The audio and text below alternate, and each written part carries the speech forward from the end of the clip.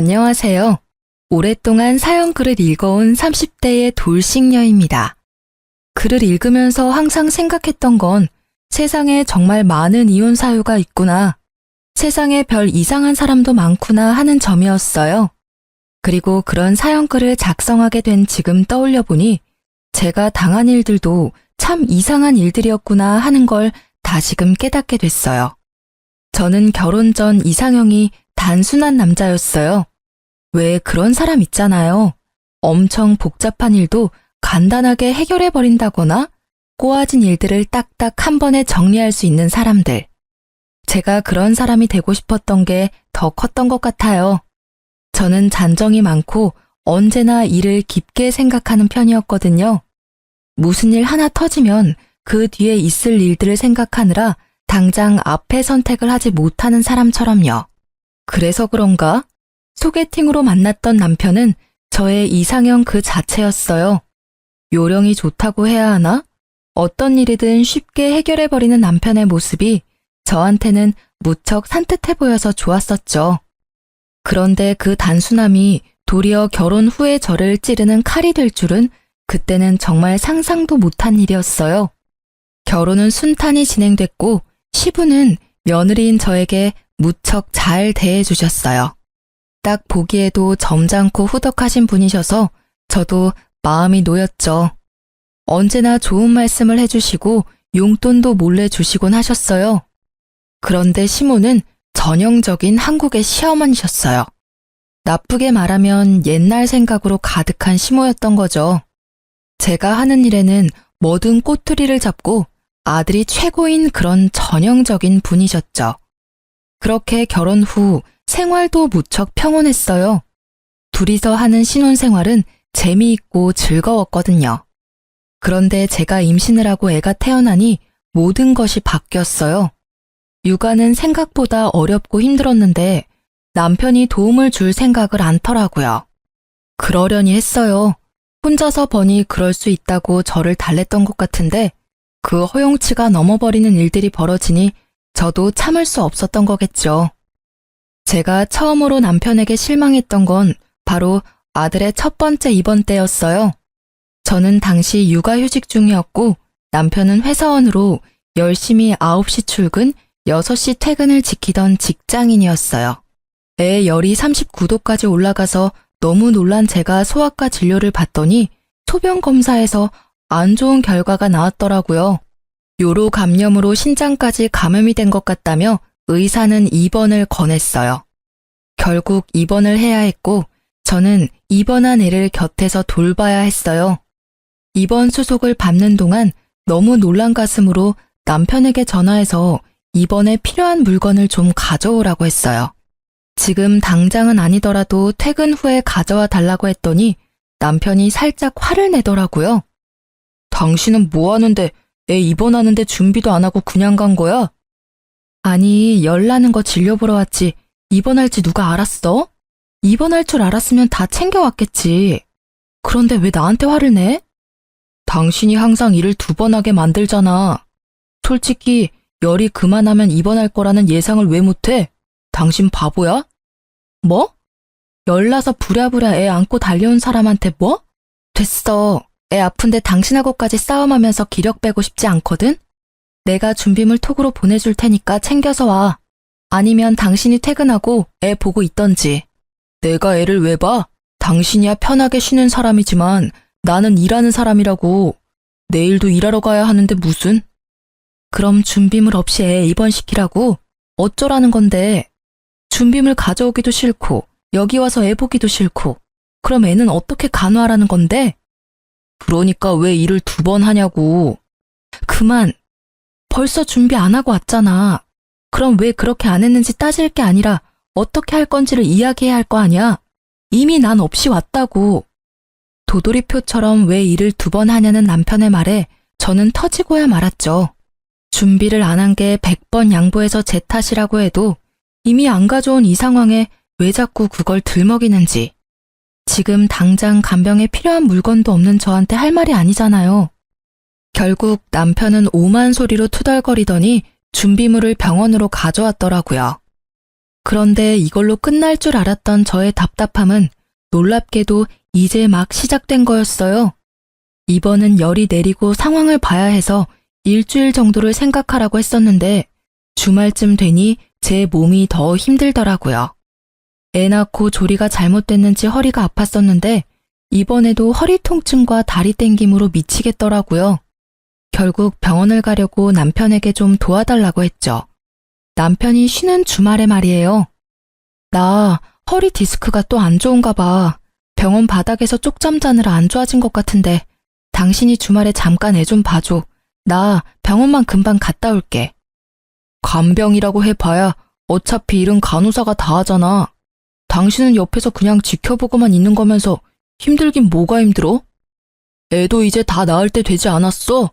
어차피 애는 아프면서 크는 거고 크게 아픈 것도 아니니까 그냥 퇴원해.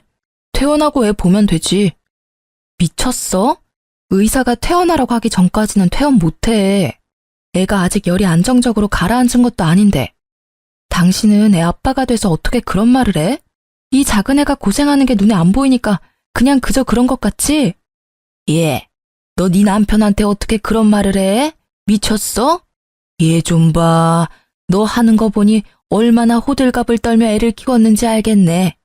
그러지 않아도 애 병원에 너무 자주 간다 싶었어. 열 어느 정도 내렸으면 집에 와서 남편 밥이나 해줘야지.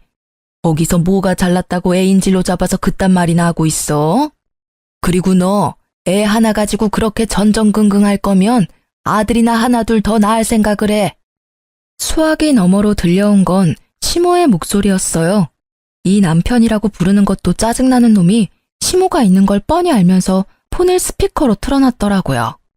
두 사람을 당해낼 재간이 없었던 저는 결국 고스란히 허리 통증을 가지고 일주일 입원 간병을 하고 퇴원했어요.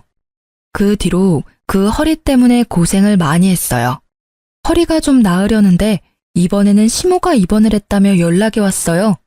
계단에서 내려가다가 마지막 계단에서 삐끗했는데 발목이 골절이 됐다고요.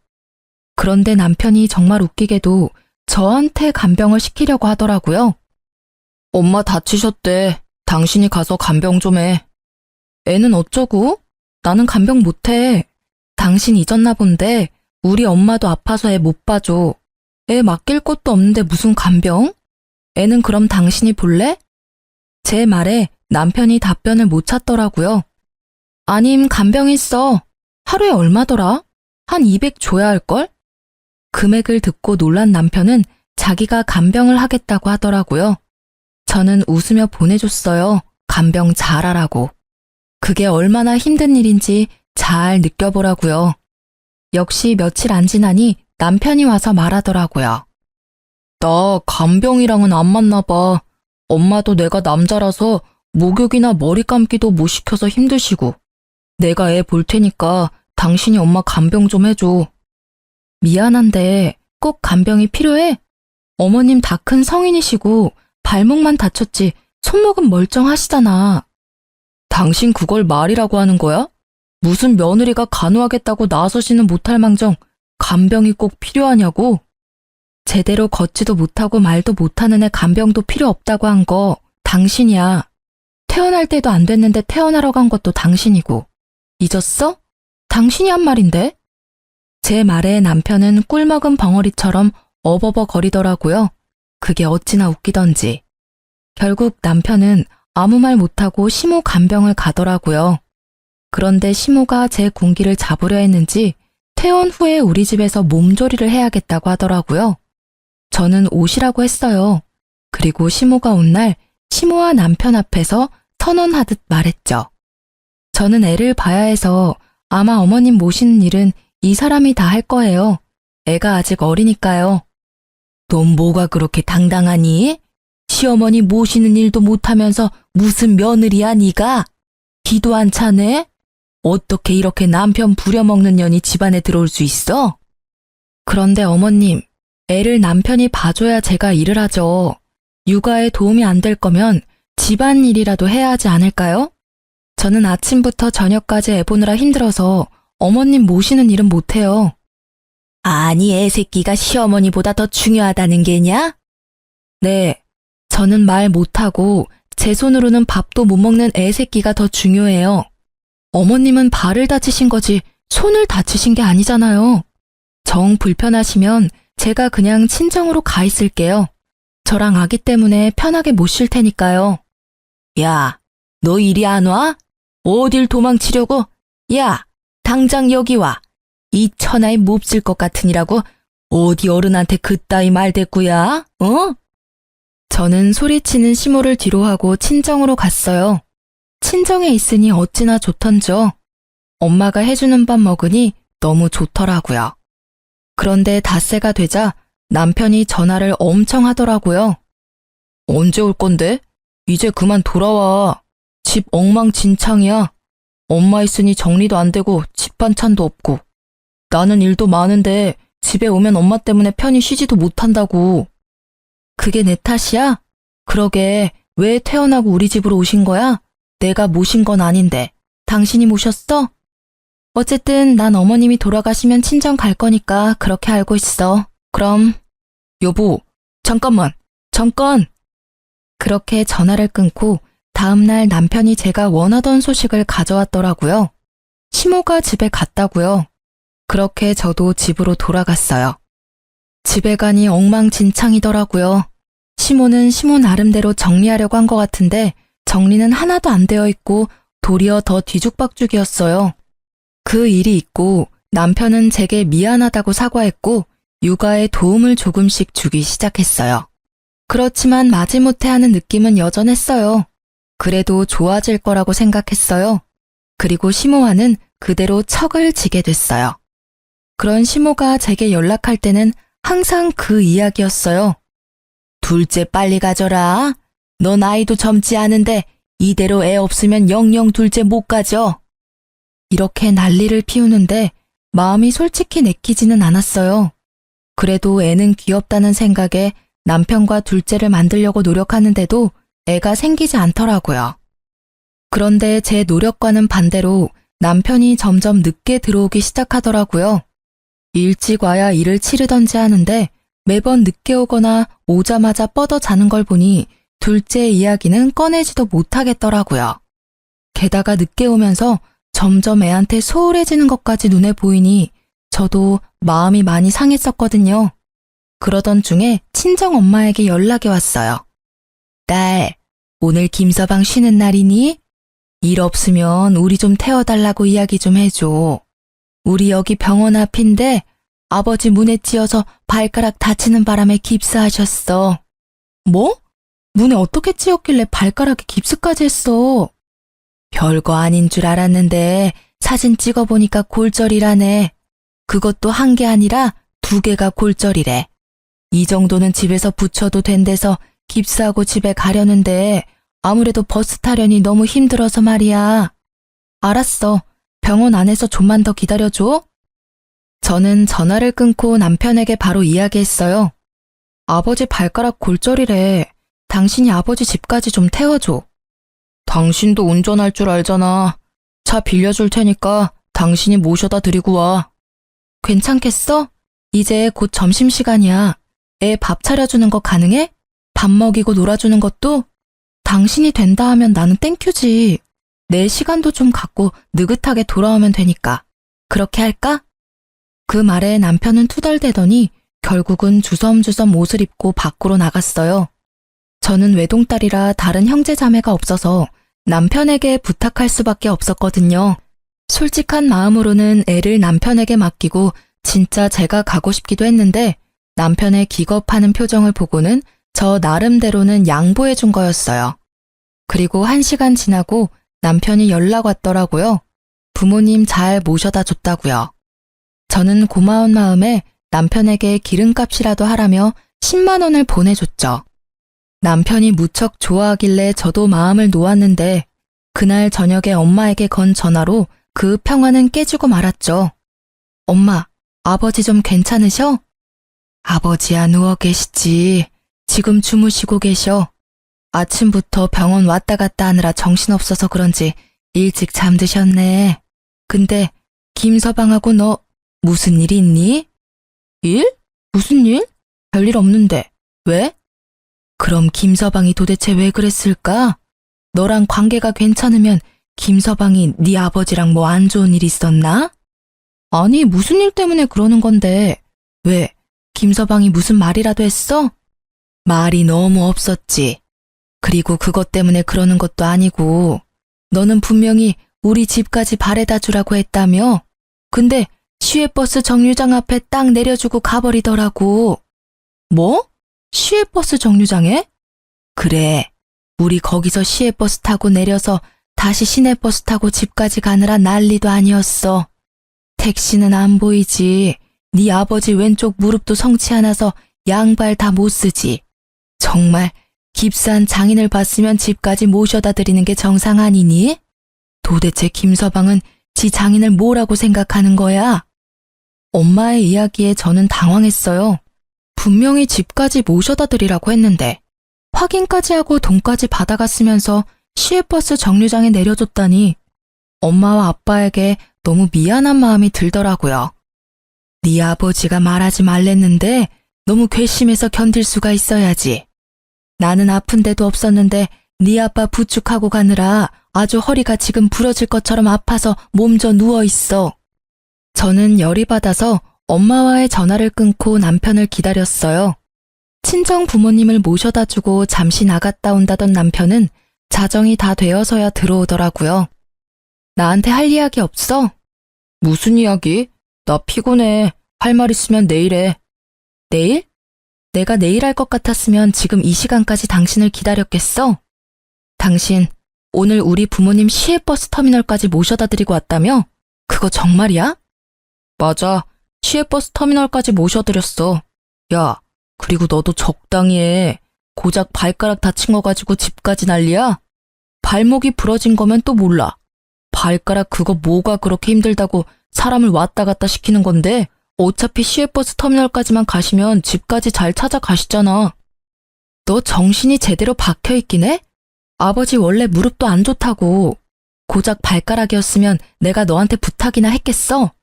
처갓집에 신경을 얼마나 안 썼으면 내가 매번 이야기하는데도 장인어른 무릎 아픈 걸 모를 수가 있어? 듣다 보니 열받네.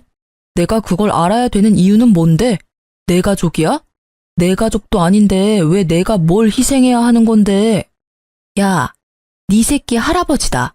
그걸 말이라고 해? 우리 부모님은 가족도 아니야? 뚫린 입이라고 말 함부로 하지? 그리고 희생? 웃기지도 않아요. 꼴랑 친정집까지 차로 1시간 걸리는 거리 가는 게 너한테는 희생이냐? 그럼 내가 시댁 가는 것도 희생이냐? 거긴 내 가족도 아닌데 왜 내가 매번 가서 일해주는 건데? 네 말대로라면 아예 시댁하고 연 끊고 살까? 어? 그리고 꼴랑 시외버스 갔다 왔으면서 지금까지 늦은 이유는 뭔데? 꼴은 보아하니 바람은 아니겠고 도대체 요새 뭐라고 돌아다니길래 늦게 싸돌아다녀? 오늘은 원래 약속이 있던 날이었어. 그리고 다른 때는 야근도 있고 회식도 있고 이래저래 바쁜 거 잘 알잖아. 그래, 무슨 약속인지는 모르겠지만 장인어른 무시하고 갈 만큼 중요한 약속이었나 보네? 근데 그거 알지? 우리 부모님한테 그딴 식으로 대하는 건 나를 그 정도로밖에 보지 않는 거랑 똑같은 거라는 거. 그리고 너도 그렇게 취급당하겠다는 의미겠지? 왜 또 이 이야기가 그렇게 흐르는데? 아니, 단순하게 생각해봐. 어렵게 비꼬아서 생각할 게 뭐가 있어? 두 분이 어린애도 아니고 알아서 잘하실 것 같아서 거기 모셔다 드린 것뿐인데. 마치 억울하다는 듯 이야기하는 남편과는 더 이상 대화가 되지 않았어요. 저는 남편과 대화를 끊고 아버지 바래다 주던 날 도대체 뭘 했는지 확인해 보기로 했어요. 블랙박스에서는 별다른 게 나오지 않았지만 카드 내역에서는 중요한 게 나왔죠.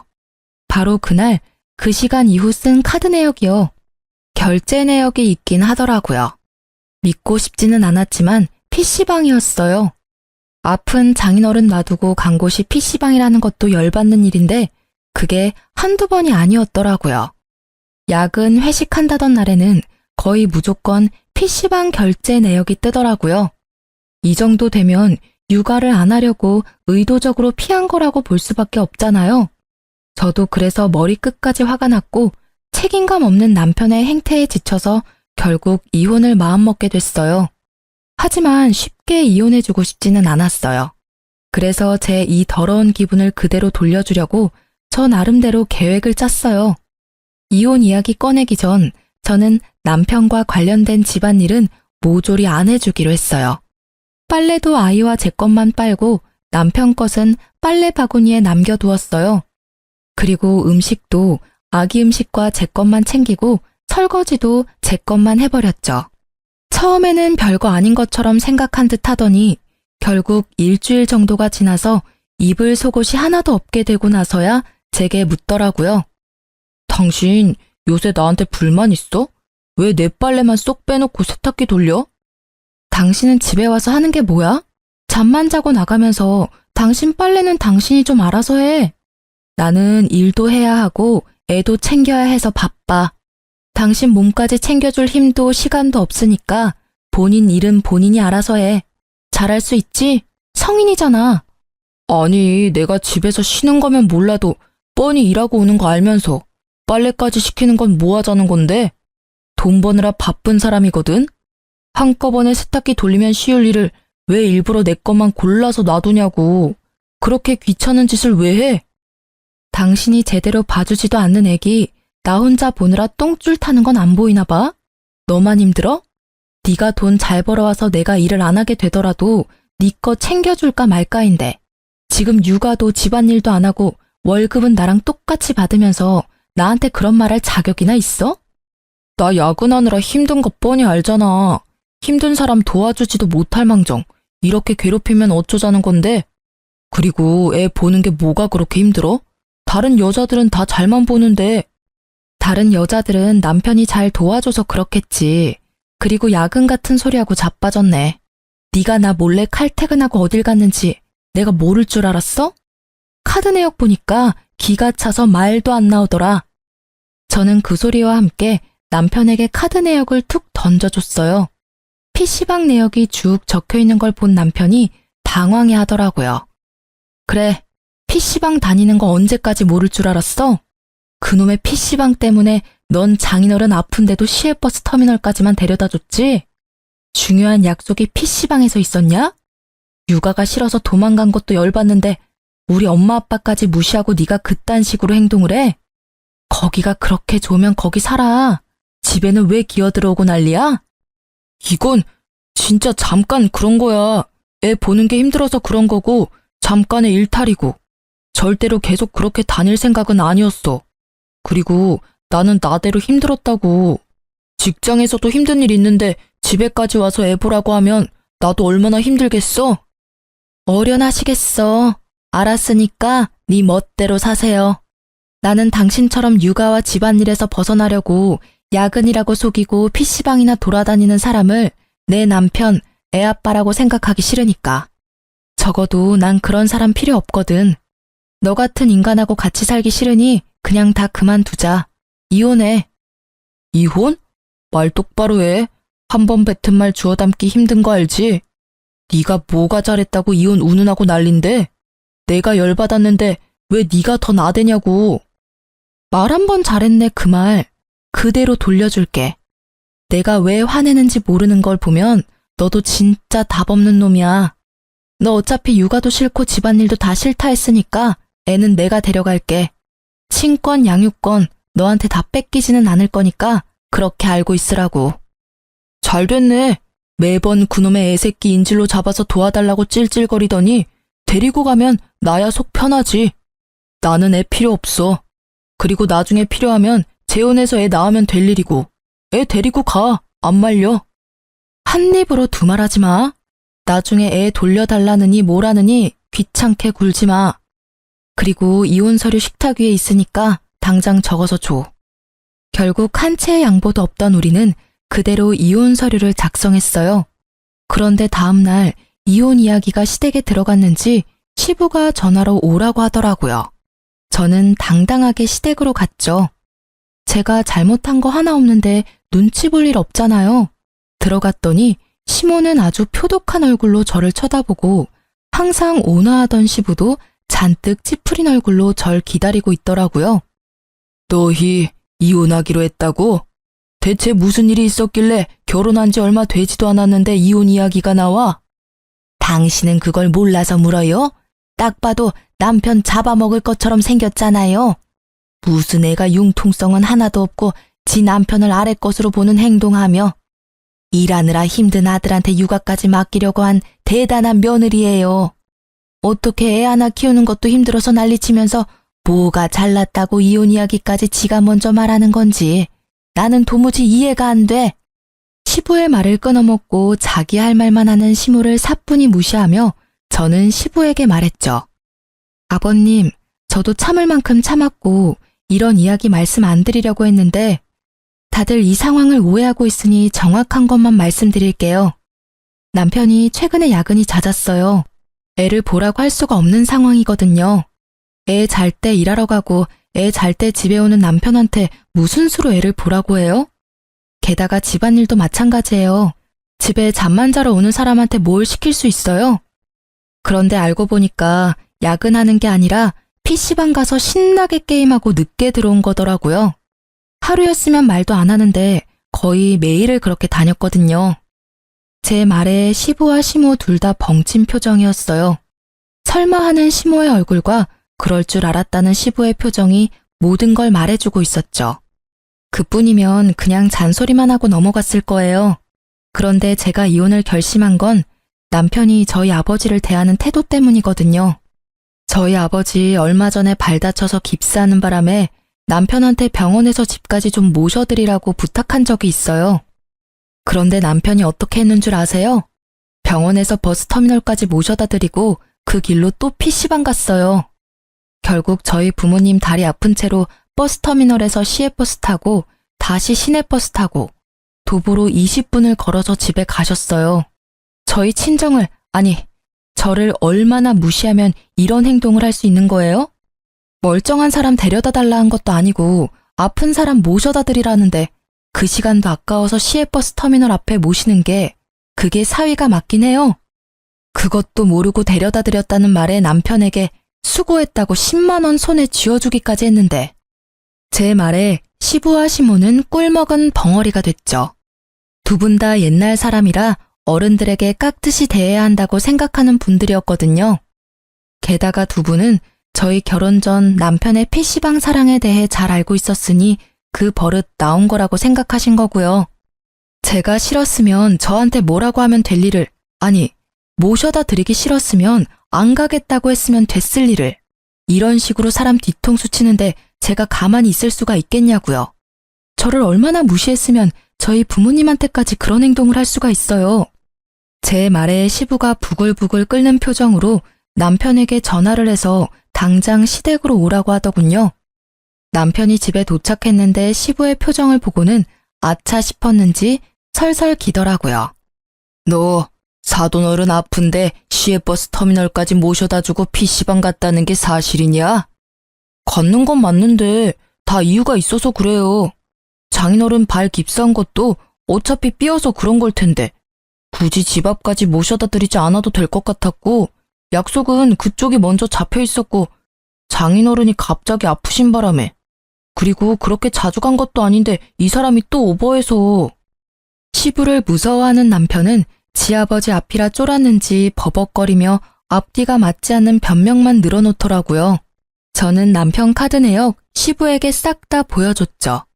날짜를 일일이 확인하던 시부가 끼고 있던 안경을 벗고는 남편에게 소리를 버럭 지르더라고요. 너 이놈의 새끼, 아직도 그 버릇을 못 고쳤어? 애도 있는 놈이 늦게까지 PC방이나 쳐다니고 게임질이나 하고 게다가 장인어른을 뭐 어떻게 했다고? 그게 뭐가 잘못된 건데요. 잘못한 건 와이프라고요. 일도 힘들어 죽겠는데 애나 보라고 하고 쉬면서 애 보는 건 지가 할 일이지 왜 나한테 그런 거 시키냐고요. 에라이 못난 놈아. 그래서 다 네 와이프 탓이야? 넌 퇴근이라도 있지. 네 와이프는 퇴근이 어디 있어? 애 보느라 고생하는 며느리한테 그딴 소리 해가며 PC방으로 내뺐다 이거지? 거기다가 너는 네 장인어른이 나한테 어떤 분인 줄 알고 지금 그딴 결례를 범해? 아니, 왜 나한테만 그러는 건데요? 일도 힘든데 일 시키려고 한 건 이 사람이라고요. 그리고 장인어른이 장인어른이지 누구긴 누구예요? 아우, 이놈의 자식. 이게 자식이 아니라 왼수지. 아예 너 결혼할 때 장인어른이 내 선배인 거 미리 말했어야 했어. 그래야 네가 이딴 미친 짓을 안 했겠지. 내가 그분께 얼마나 신세를 졌는데 네가 그걸 사돈어른 볼 낯이 없어. 그렇다면 그런 거라고 이야기를 해줬어야지. 이야기도 안 해주고 나한테 뭐라 하는 건데요. 그리고 아빠가 신세졌지 제가 신세졌어요? 이게 정신을 못 차렸네. 야, 그런 걸 몰라도 네가 사위라면 장인 장모한테는 깍듯이 대해야 하는 게 정상 아니냐? 너는 도대체가 나이를 어디로 처먹는 거냐? 부끄러워서 고개를 들고 다닐 수나 있겠어? 이러고도 네가 애 있는 아빠야? 너 결혼할 때 며느리 잘 대해주겠다고 내가 선배한테 말씀드린 거 생각하면 진짜 얼굴에서 불이 날 정도로 부끄럽고 민망하다 자식아. 시부의 말에 남편은 물론이고 시모까지 깜짝 놀랐어요. 시부가 사회 초년생일 때 금전적으로도 정신적으로도 도움을 많이 주었던 사람이 저희 아버지였다고 하더라고요. 그래서 항상 은인으로 생각하셨다는데 그 은혜를 자식놈이 원수로 갚았으니 시부의 분노가 어마어마한 건 당연할 수밖에 없었죠. 결국 저와 남편의 이혼은 굉장히 스무스하게 진행됐어요. 시부는 미안한 마음이 가득이었지만 아들의 행동이 절대로 바뀌지 않을 거라는 걸 잘 알고 있는 듯 재결합은 이야기도 하지 않더라고요. 대신 생각지도 않았던 위자료를 합의금으로 주며 완만히 합의 이혼을 하도록 하셨어요. 아이에 대해서는 남편이 아이를 잘 볼 것 같지 않으니 제가 데려가겠다고 했더니 시부도 고심을 하더니 결국 친권과 양육권까지 제가 가져갈 수 있도록 해주셨어요. 남편의 행동을 보아하니 애를 잘 키울 수도 없을 것 같아 보이니 그런 결정을 하신 것 같아요. 결국 저는 남편과 이혼하고 합의금을 받아 새로운 출발을 하게 됐죠.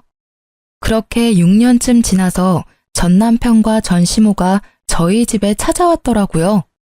그 사람들이 우리 집에 들리겠다고 했을 때 저는 밖에서 보자고 했지만 밖에서 할 말이 아니라며 극구 집에서 보기를 희망해서 저는 친정집으로 그 둘을 불렀어요. 오랜만에 보는 두 사람의 표정은 참으로 결연했어요. 전 남편은 넋이 나간 얼굴이었고 전 시모는 여전히 날카롭고 뾰족한 인상 그대로였죠. 무슨 말을 하려고 온 건지는 몰라도 자세가 아주 적극적이더라고요. 무슨 일로 보자고 하셨어요? 우리 손주 다시 돌려받으려고 왔어. 친권하고 양육권 다 우리 쪽으로 넘겨줄래? 그 말에 저는 물론이고 아버지와 어머니까지 어이없는 표정을 지었어요. 지금껏 잘 크고 있는 애를 왜 갑자기 달라고 하는 건지 이해가 되지 않더라고요. 죄송하지만 애 친권, 양육권 다 필요 없다고 한 건 전 남편 쪽이에요. 그리고 PC방이나 다니고 육아가 싫어서 도망치던 전 남편이 제대로 된 아빠가 될 거라는 생각도 안 들고요. 그런 아빠한테 한창 손이 가는 애를 맡기는 엄마가 세상 천지에 어디 있겠어요? 나 PC방 끊었어. 그리고 본가에서 다니고 있어서 꼬박꼬박 시간 잘 지켜서 퇴근하고. 어차피 애가 초등학교 들어갈 때 됐으니까 당신도 힘들 거고. 양육권 우리한테 주면 양육비는 없는 걸로 할게. PC방 끊었다니 잘 됐네. 근데 그건 이유가 아니잖아. 애를 데려가려는 이유를 말해봐. 그때는 그렇게 싫다고 하더니 왜 갑자기? 그리고 그때는 애 필요하면 재혼해서 애 낳으면 된다고 하지 않았어? 애가 필요하면 재혼을 해. 여기 와서 애 달라 하지 말고. 제 말에 말을 꺼내지 못한 건 남편이었고 시모는 얼굴이 확 구겨지더라고요. 수술한 게 복원이 제대로 안 된대. 그래서 애를 못 가져. 응? 무슨 수술? 수술해서 애가 안 생긴다고? 한창 너 둘째 원할 때 애 하나 더 생기면 내 인생 쪽날 것 같아서 너 몰래 정관 수술했어. 복원하면 금방 돌아온댔는데 복원이 안 됐어. 저는 웃음이 푹 하고 튀어나왔어요. 웃음을 막을 수가 없었거든요. 전 남편의 그 말에 시모의 얼굴은 더 일그러지고요. 한편의 코미디를 보는 것 같은 기분이었어요.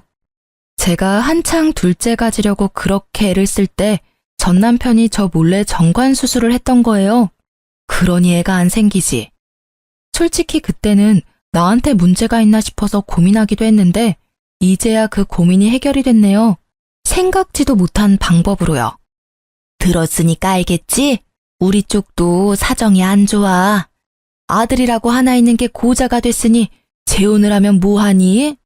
대 끊기기 전에 애 하나 더 낳으라니까 의기양양한 표정으로 걱정하지 말라고 하더니 결국에는 보건수술하고도 안 돌아와서는 여자 때문인 줄 알았는데 지가 지 손으로 끝장을 낸 거였어, 이 자식 놈이. 나라고 알았겠어. 병원에서는 돌아올 가능성이 높다고 말했었다고. 근데 그 수술도 자녀 있고 배우자 허락이 있어야 해줄 수 있는 걸로 아는데 어떻게 하게 된 거야? 그건 여직원한테 부탁해서 와이프라고 하고 데리고 가서 허락받은 척했지. 나는 진짜 억울해. 넌 더 이상 말하지 마. 그러니까 이런 상황이니까 제발 우리 손주 돌려주면 안 되겠니? 넌 아직 앞길도 창창하고 새로운 사람 만나려면 애가 없는 편이 좋지 않겠어? 귀찮은 건 우리 쪽에서 떠맡아 줄 테니까. 귀찮지 않고요. 애를 그런 식으로 생각하는 사람한테 보내는 것도 너무 무섭네요. 이혼 후에도 애 한 번 보러 오지도 않은 사람이에요. 애는 아빠가 자기를 싫어한다고 생각하고 있고요. 물론 틀린 말은 아니죠. 한 달에 한 번 있는 면접 교섭권도 쓰지 않는 남편이 애를 좋아할 리가 없잖아요. 그런데 대를 이으려고 애를 데려가겠다? 너무 본인들 멋대로 생각하시는 거 아니에요? 애가 아빠를 싫어하는 건 다 네가 애 세뇌시켜서 그런 거겠지. 네가 애 아빠를 싫어하는데 어떻게 애가 아빠를 좋아해? 아빠랑 둘이서 살아보면 애도 아빠 좋아하게 될 거야. 그런 무책임한 말씀은 어떻게 그렇게 당당하게 하세요? 제가 듣다 하도 어이가 없어서 한마디 하는데 애를 위해서라도 친권, 양육권 포기하세요. 아니, 그쪽 아드님이 고자가 된 걸 몰랐으면 우리 손주한테 눈길도 안 줬을 사람들이 이젠 눈알이 획 뒤집혀서는 내 귀중한 손주를 데려간다고요? 뻔뻔하기도 하지. 아니 막말로 당신 아들이 고자 된 게 우리 탓이에요? 본인이 필요 없어서 상의도 없이 잘라낸 거 왜 여기 와서 화풀이 하는 거냐고요? 보다 못한 친정어머니의 일침에 시모의 표정이 점점 안 좋아지더라고요. 전 남편의 표정도 당연히 좋지 않았죠. 우리가 이렇게 강경하게 반대할 줄은 몰랐나 봐요. 그 사람들의 오산이었죠. 저는 재혼 생각이 없었고 애가 더 중요했거든요. 엄마, 그만해. 애 듣겠어. 잘 들으셨죠? 저희 집은 아이를 그쪽에 줄 생각은 추호도 없어요. 그러니까 괜히 여기서 열내고 힘 빼지 말고 병원을 다시 알아보시는 게 어때요? 그리고 다시 여기 찾아오시거나 우리 앞에 나타나면 아버님한테 전화드릴 거예요. 이혼할 때 친권 양육권 저한테 주도록 허락해 주신 게 아버님이신 건 알고 있죠? 결국 시부를 들먹이자 시모와 전 남편은 어쩔 수 없다고 생각했는지 저희 친정집에서 나갔어요. 하지만 그 뒤에 친권을 다시 되돌리려는 소송을 하려고 한 것 같더라고요. 하지만 아들과 떨어져 있는 6년간 한 번도 아이를 만나러 간 적도 없고 양육비도 제대로 입금하지 않았다는 사실 때문에 스스로도 걸렸는지 결국 포기한 듯 하더라고요. 그런데 그 후에 친정엄마가 들은 소식에 의하면 재혼했던 여자하고도 헤어졌다고 하더라고요. 알고 보니 전 남편이 정관수술 복원이 안 된 건지 모르던 시모가 재혼녀를 그렇게 혼냈대요. 애도 못 가지는 여자 필요 없다고. 여자 쪽이 문제인 것처럼 엄청 몰아갔는데 막상 껍질 까보니 문제가 전 남편에게 있었다는 걸 알게 돼서 재혼녀가 엄청난 분노를 시댁에 퍼붓고는 이혼했다고 하더라고요. 그 이혼이 고부 갈등에 초점이 맞춰져서는 결국 재혼녀에게도 위자료 엄청 줘야 했다고 하더라고요. 그 이야기를 듣고 나니 참 사람 바뀌지 않는다는 생각이 들더라고요. 시모도 시모지만 전 남편도 참 전 남편답다는 생각도 들고요. 그렇게 쉽게 요령 있게 뭐든 하더니 결국 피임도 쉽게 생각해서 불임 수술을 하더니 결국은 부작용으로 완전 불임이 되어버렸으니까요. 결혼 전 제 이상형이 단순한 남자였다면 지금은 가정적인 사람으로 바뀌었어요. 이런 사건 사고들이 저의 눈을 뜨게 만들었다고 할까요? 너무 단순한 남자도 참 구제불능이라는 생각이 들었거든요. 육아가 싫어서 정관 수술을 할 생각 정도는 할 수는 있다고 저도 이해는 해요. 그렇지만 피임을 잘할 생각을 해야지 어떻게 와이프 몰래 불임 수술을 할 생각을 하는 건지. 단순하게 생각하려다가 자기 발목 잡은 것밖에 안 되는 거죠. 가지고 있는 걸 너무 맹신하다가 믿는 도끼에 발등 찍힌 것과도 같고요. 저는 육아 싫어하는 전 남편 덕분에 지금은 육아의 달인이 되었어요. 애 하나로 그런 말 하기 쉽지 않지만 정말로 모든 걸 제가 하다 보니 너무 익숙해지고 손에 익어버린 거죠. 솔직히 일을 하면서 애를 보는 게 힘들었지만 친정가족들의 도움이 없었다면 저도 정말 힘들었을지도 몰라요. 이 글을 쓰면서도 육아를 함께 해준 친정 식구를 생각하면 참 고맙고 미안한 마음이 들기도 해요. 그래서 더 보답해드리고 싶고 그래요. 애가 싫다면서도 자기 사정에 의해 애를 필요로 하는 전 남편을 보니 있을 때 잘하라는 말이 저절로 떠오르더라고요. 인생사 참 자기 마음대로 안 된다는 걸 단순한 그 남자가 이 이혼을 계기로 잘 깨달았으면 해요. 쓰다 보니 엄청 길어졌네요. 이렇게 긴 글을 시간 내서 읽어주신 분들 모두 감사드려요. 읽으면서 어떤 감정이셨을지는 모르겠지만 저는 제 이혼 글을 쓰면서 웃음이 나왔어요. 당시에는 아프고 힘들었는데 지금은 그때 저를 보며 잘했다. 그때의 남편을 보며 웃기다. 그런 생각을 해요. 이혼의 아픔을 겪고 있는 분들에게 지금은 힘들지라도 언젠가는 웃으며 그 이야기를 할 때가 올 수도 있어요. 웃지는 못해도 그땐 그랬지 하고 대수롭지 않게 이야기할 수도 있죠. 아니면 저처럼 익명의 힘을 빌려 글을 쓰게 될지도 모르죠. 제가 드리고 싶은 말은 항상 힘들지만은 않아요. 그러니까 우리 모두 힘내봐요.